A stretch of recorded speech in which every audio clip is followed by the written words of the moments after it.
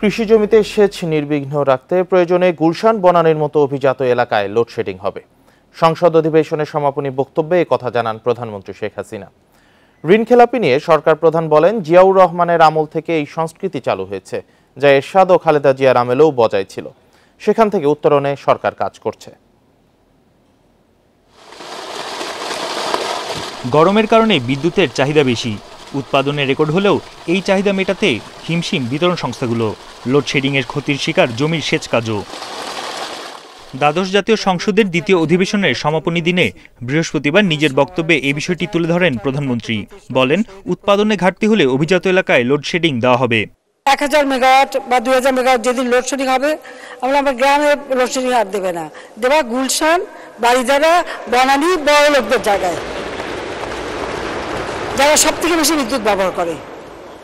বাড়িতে লিফট, বাড়িতে টেলিভিশন, বাড়িতে এয়ার কন্ডিশন, তো তারা একটু 2 ঘন্টা করে দিলে আমার কিন্তু অনেক সাশ্রয় হয়, আর কৃষকের আর অভাব হবে না। এখন তো সেটাই করবে।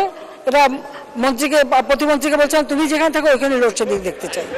প্রধানমন্ত্রী বলেন, জিয়াউর রহমানের শাসনের সময় দেশে ঋণ খেলাপির সংস্কৃতি চালু হয়।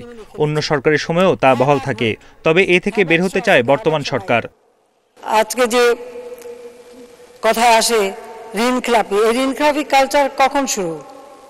ওই জিয়াউর রহমান যখন অবৈধভাবে ক্ষমতা দখল করে ক্ষমতাকে কুক্ষিগত করে, ঠিক সেই থেকেই শুরু, যার ধারাবাহিকতা আমরা দেখেছি এরশাদের আমলে, খালেদা জিয়ার আমলে, এবং সেখান থেকে এখনো পূর্ণ মুক্তি পাওয়া যায়নি। এটাই হলো বাস্তবতা। তারপরে আমাদের প্রচেষ্টা আছে। বিদেশিদের সঙ্গে আতাত করে 2001 সালে ক্ষমতায় আসে বিএনপি। প্রধানমন্ত্রী বলেন, সে সময়ের দুঃশাসনের কথা মানুষ এখনো ভুলে যায়নি। কি করে বলে যে ইলেকশন করবে না, বা ইলেকশন হয় না, বা ইলেকশন নিয়ে প্রশ্নবিদ্ধ করার চেষ্টা করে? তারা তো করেনি, এই জন্য তারা জানে যে ইলেকশন করলে জনগণ তাদের ভোট দেবে না।